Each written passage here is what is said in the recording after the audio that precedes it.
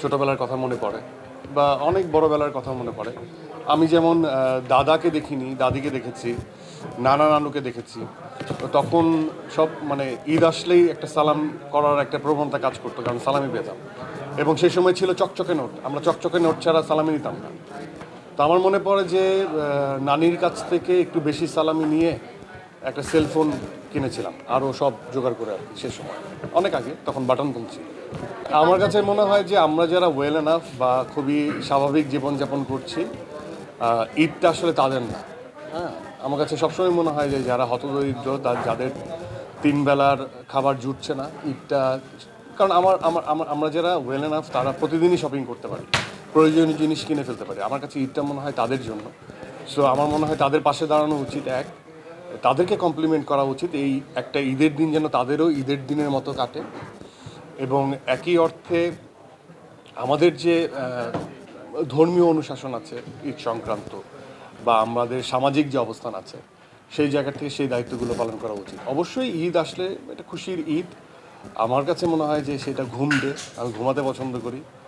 আমার কাছে মনে হয় সেদিন আমি গাড়ি চালাই, রাস্তা ফাঁকা, হ্যাঁ, এই যানজট না আসুক, এই ধরনের আমার কিছু নিজস্বতা আছে। আর আমার কাছে মনে হয় যে এই ঈদটা হচ্ছে যেমন এই তিনবেলা মানুষ তাদের হয়ে উঠুক, মানে ঈদের আমেজটা তাদের হয়ে উঠুক অনেক সুন্দর।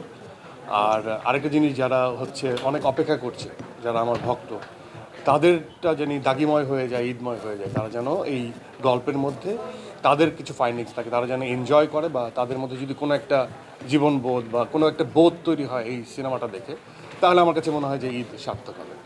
এটা অনেক ডিটেলস, অনেকক্ষণ ধরে বলতে হবে, এটা একদমই স্বল্প পরিসরে বলে। হ্যাঁ, অবশ্যই প্রত্যেকটা চরিত্র যারাই আমরা করি, যারা আমরা চরিত্র অভিনেতা বা ক্যারেক্টার পোর্ট্রে করতে ইন্টারেস্টেড ফিল করি, এটা খুবই স্বাভাবিক এবং সেই সাধারণ একজন মানুষের গল্প, যাকে যে খুব সুপার ন্যাচারাল কোনো শক্তিমান মানুষ না, যার জীবনে থ্রেট আছে, যার জীবনে আশঙ্কা আছে, যার জীবনে হাসি আছে। এমন না যে সে থ্রেটলেস, তার জীবনে কোনো থ্রেটই নাই।